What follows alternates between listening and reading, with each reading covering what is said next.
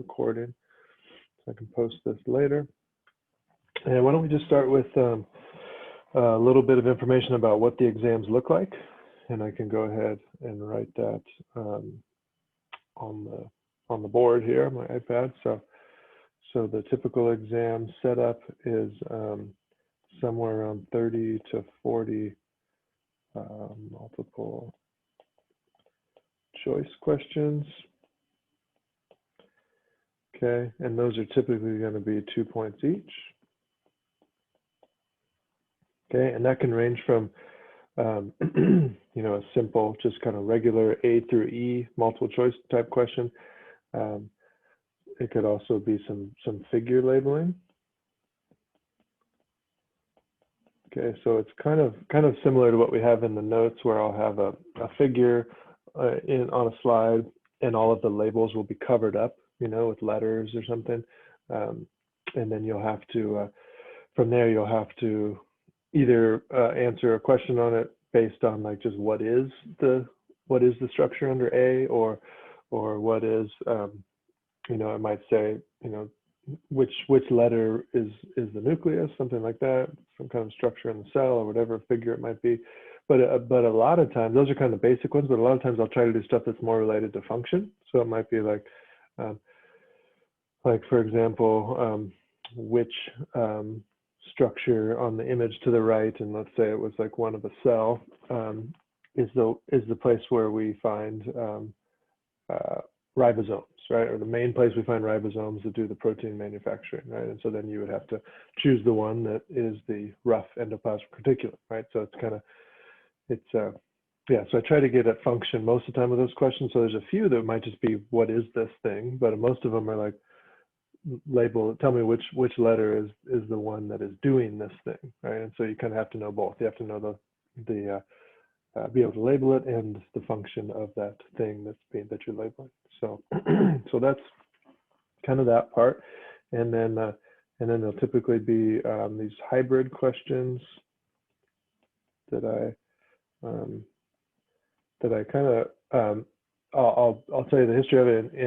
In the past, I had short answer questions like Dr. Fleischer does. I don't know if some of you have friends in Dr. Fleischer's class, and they're saying, well, we've got a bunch of short answer questions. I used to have those, and I decided to kind of convert those to these questions called hybrid questions. So it's really just like a long paragraph with a bunch of blanks, right? And then an answer bank with like somewhere around, it can be anywhere from like A to Z for options, right? So you could have like around 26 options for words to plug into those banks, okay? So it's still multiple choice, but it's a little different than just A through E, right? You have to kind of know what you're talking about, okay? So you really just filling those in, and yeah, and so that's usually around 20 to 30 points of the exam is that.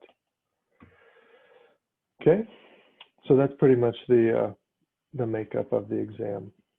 So any other questions on the structure of the exam or those kind of technical things before we get into some of the content?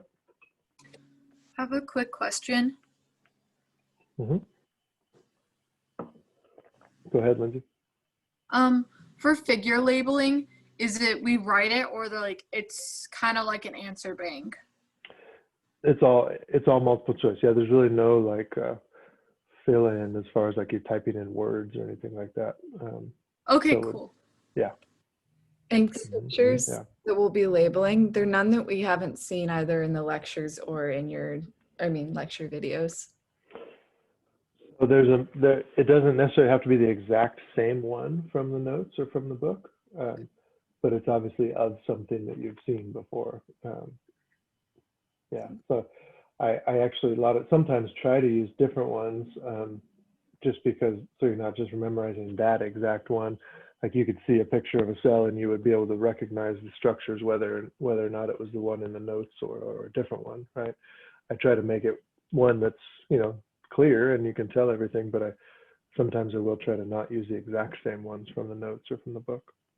Okay, thank you. Yeah. What else? Other questions like that?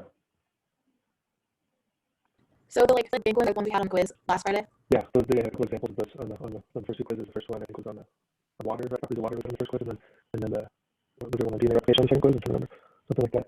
Yeah, there was another one on the second quiz, but yeah, same idea. I put those in there to give you kind of a taste of what they look like on the exam. So the format for this exam is it's seriously just a long quiz, basically. It's the same Yeah, format. pretty much. Yeah, yeah. I mean, I try to make the quizzes your best preparation for the exam. So that's really my goal with those quizzes. Yeah. Obviously, you can't use notes on the exam. Right. Yeah. Sorry, yeah, is the exam timed or like your time? Yeah, you do have a time limit, but it's plenty of time. The normal, pretty much everybody finishes within the hour of class time. But I give you a little extra time if you want. I think I have set it at an hour and a half if you want to go that long, but most people are done within the hour. So. Is it through Honor Lock? It's through Honor Lock, yeah. You don't. So that means we don't. Go ahead, Ben. Sorry. That means we don't have to be on the Zoom. Absolutely, yeah. I'm just going to say that next. You don't want to be on Zoom because if you are, then you can't be on Honor Lock actually. No. Because webcam is can be used for those two separate things at once. So yeah, so you don't need on Zoom. I'll be available if something's going on. You need issues, shoot me an email, and I can see if I can help you out. But yeah, so you don't need to be on Zoom. You want to be on Honor Lock instead. I have a follow-up Canvas question. So then on Honor Lock, the test would just open at 1:30 Pacific time for us. Like we can take it before then. For Canvas, yeah. For yeah, the availability in Canvas starts at 1:30 Pacific time. Okay, thank you. Can I ask a question too? Of course. So for Unlock, I don't know. I heard some of them have like the ability to allow you to scratch paper. Yeah.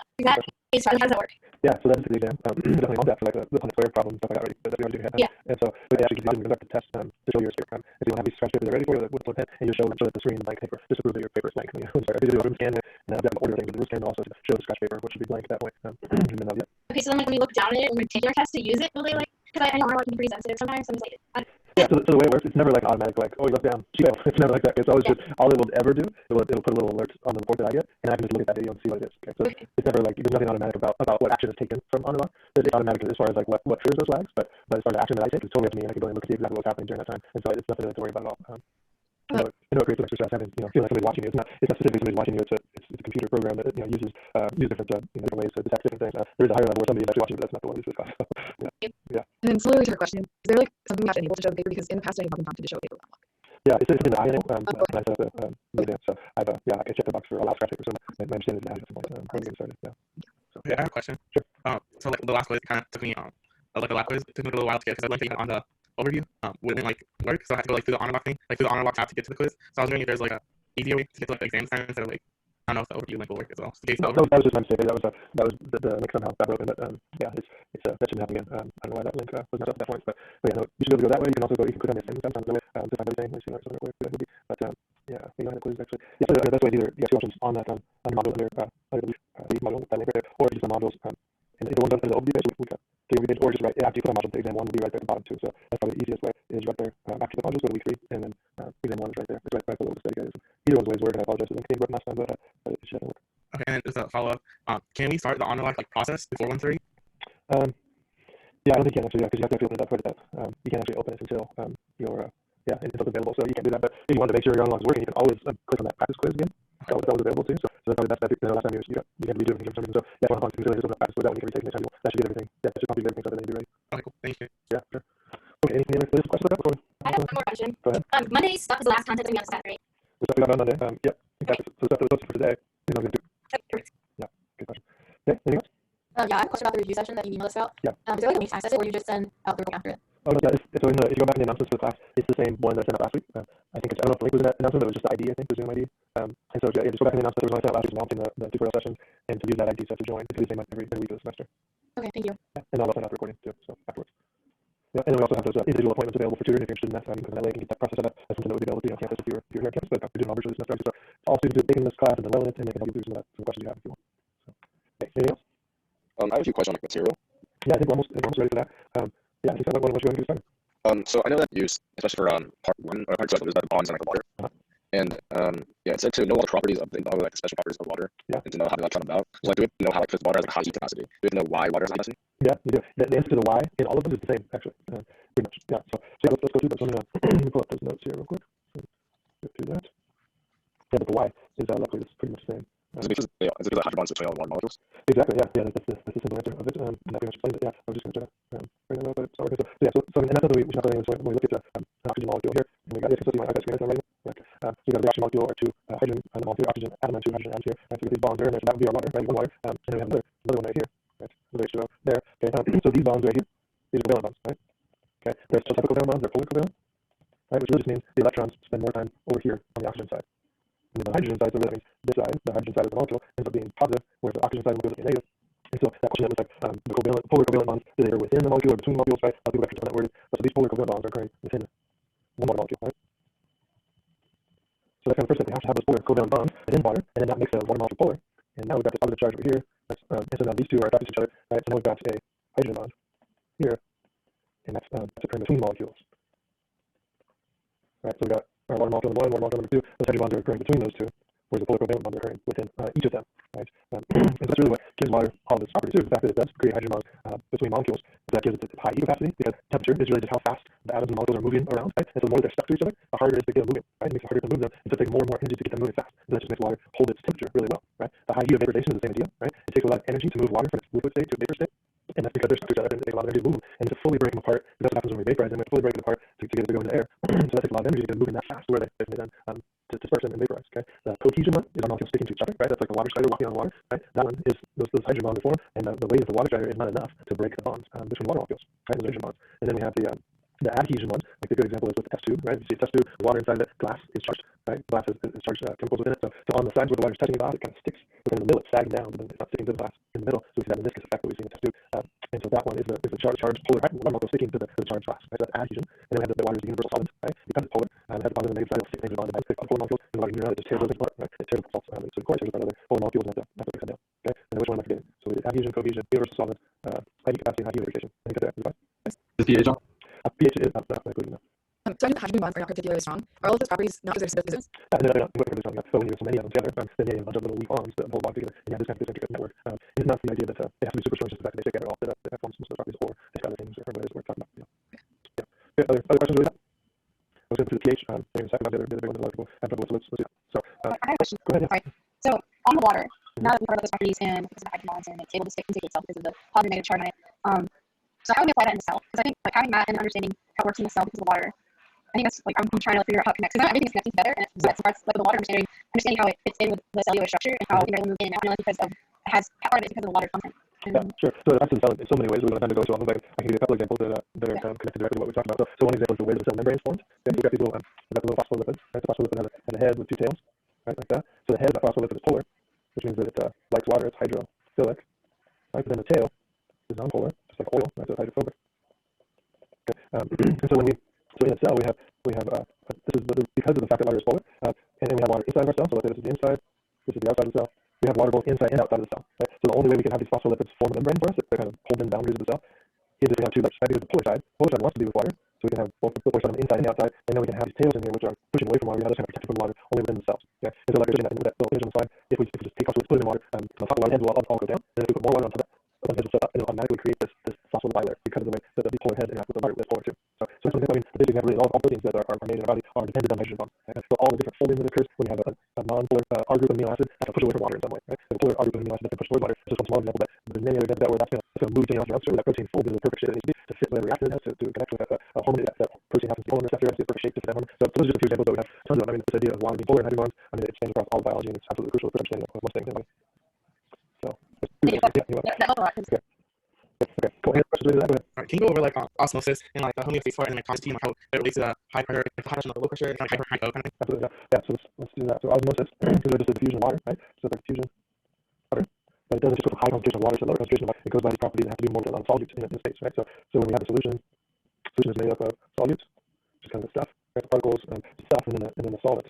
And the solid for all practical purposes for us is going to be water. So So when we talk about kind of the normal type of question that I'll ask you is, and we'll look at the terms first. So anytime you see hyper, so we can have hypertonic. There's not really a hyphen in there. Hyperosmotic. We can have high osmotic pressure. We can also say high osmolarity. So at least for this class, all of these things are pretty much going to mean the same thing, except for the hypertonic one's going to mean something a little bit different. But these are all going to mean that there is high amount of solute. And that's all going to be compared to another space. Right? And so most of the time, that other space is just the other side of the cell membrane, right? And so they're all anytime we say that, anytime we use these terms, we're saying that this is hyperosmotic relative to the other side of the membrane, right? Okay, so when you say it's like hyperosmotic in the cell, that means there's more solute in the cell. And yes. That's cool. Yeah. So we're typically going to be talking about this in terms of inside of the cell versus outside. Okay. So yeah. So if we say that the inside of the cell is hyperosmotic, that just means there's more solute inside the cell than there is outside the cell. Okay. The one caveat here with hypertonic, or anytime I see the tonic term, is this would only use this, only used to describe outside the cell. Okay, and that's really just because of tonicity means a solution's ability to change the shape of a cell. Okay, so just the way that these two terms are used, it doesn't make sense to say to use that talking about the inside of the cell, because the definition of the term is really just saying what the solution that the cell's in, what is its ability to change the shape of that cell. So when we're using any hypertonic or hypotonic or isotonic, we're always have to be using that talking about outside the cell. But the other ones, the osmotic ones, similarly, we can refer to inside the cell or outside the cell with those. So for those four in the list, those will specify where, and whichever side it's specifying means that it's drawing water towards it. That it's identifying, right? So this one, absolutely, yeah. So high pressure, high osmolarity, high osmotic, hypotonic. The high osmolarity, not towards it, the high osmolarity towards it. Good. So the part we need to watch out for that is more which side are they identifying. Yeah. Okay. Yeah, sure. Yeah. And yeah. So another thing about osmotic pressure, it pulls towards. Usually, I think about pushing things away. With osmotic pressure, it actually pulls water towards us. Okay. So let's do an example here. So if we take a cell, the typical thing is just like a red blood cell. Okay. And so if we say that there's just here's all the solute inside the red blood cell, and there's just a little bit of solute on the inside, and we say this solution of the red blood cells is hypertonic or hyperosmotic. Right. The question is which way we want to flow. Right. So if it's high osmotic pressure outside, then water is going to flow out. Right. If we do the opposite, we take a red blood, it's high osmotic pressure on the inside, and just not much on the outside. Then we say the inside of the cell is hyperosmotic. Sorry, there. Oops. Or we could say the outside here is, we could say that's hypotonic, right? So the outside hypotonic, we could say hypoosmotic. Okay, so now water is going to flow into that cell. So this could cause the cell to lyse, because that's so big, right? This causes the cell to pronate, which is just like shrink down. Water flows in the direction of more particles, right? Absolutely, yeah. I had a question regarding the molecular structure for proteins. I think that was one of the questions for lecture 2. I have one more question. Sorry. Go ahead. So for the tendency, like you said with the spinning ankle, could you explain that a little bit? Yeah, so when we have an ankle sprain, we have like blood vessels over there. Some of those blood vessels actually get, right? So we get like some broken blood vessels. That's going to spill out a bunch of blood cells, a bunch of other kind of all the solute inside of the blood all going to get dumped into the extracellular space around the ankle, right? So we're going to have this vascular damage. We also have cells in this area that got destroyed too. Right? Some of the cells that were already there got destroyed with the physical damage caused by the ankle sprain. They have a bunch of stuff that they leak out too, right? Anything that's inside cells got dumped into the space around the ankle where that ankle injury is, right? So that pretty much just creates this big tons of solute out there, right? And then beyond that, immune system's going to come in and try to clean up that area. It releases all kinds of chemicals, all those extra cells, there's a lot of extra stuff in that space, pretty much, right? So we're always going to have right after injury like that, we're going to have high osmotic pressure outside cells, right? Because of all this extra solute that got dumped into space by the blood vessels and the cells that were damaged. And so now the cells that are still intact around, right? There's still a bunch of cells that didn't get damaged. They're all there. They're going to have low osmotic pressure compared to the outside of that space. So they're going to lose their water to the outside of that space, right? Because all that swelling. Part of that swelling comes from those cells that are in that space because of osmosis they lose some of their fluid. So just to clarify, when you have the cell shrinkage, when it's like high osmotic pressure outside, and the cell shrinks, they're swelling.